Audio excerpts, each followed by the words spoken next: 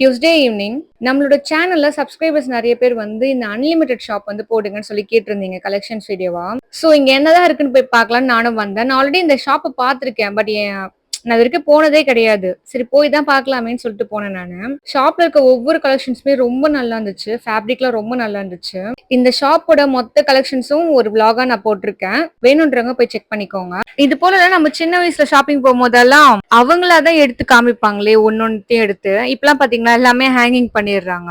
நமக்கு தேவையானது நம்மளே தொட்டு பார்த்து கரெக்டா பார்த்து வாங்கிக்கலாம். பட் அப்பத்துல இருந்தே எனக்கு அந்த ஆசை உண்டு, நம்மளே பார்த்து எடுக்கணும் அப்படின்றது. அது என்ன கொஞ்சம் வளர்ந்ததுமே இந்த ட்ரெண்டிங்லாம் வந்துருச்சு நம்ம ஊர்லயுமே. அதே மாதிரி எங்கன்னா வெளியே போனா மழை பெஞ்சிச்சுன்னா ரொம்ப சந்தோஷம் எனக்கு. ஏன்னா வீட்டுக்கு எங்க அப்பா லேட்டா கூட்டிட்டு போவாரு. நம்ம வெளியவே கொஞ்ச நேரம் சுத்திட்டு இருக்கலாம். அதுவும் இல்லாம ஆட்டோல கூட்டிட்டு போவாரு. இந்த மாதிரி நிறைய விஷயங்கள் எனக்கு பிடிக்கும்.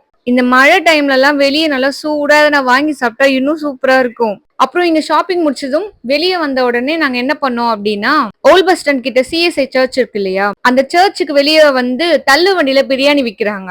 அந்த கடை வந்து கொஞ்சம் ட்ரெண்டிங்கா போயிட்டு இருந்துச்சு. ரொம்ப நல்லா இருக்குன்னு சொல்லிட்டு நிறைய ரிவ்யூ பார்த்தேன் நானு. சோ அங்க இன்னைக்கு ட்ரை பண்ணி பார்க்கலாம்னு நினைச்சோம். பட் அன்லைக்லியா கடையே இல்லை இன்னைக்கு. சோ அப்படியே வீட்டுக்கு போயிட்டோம். வீட்டுல போயிட்டா சாப்பிட்டோமே.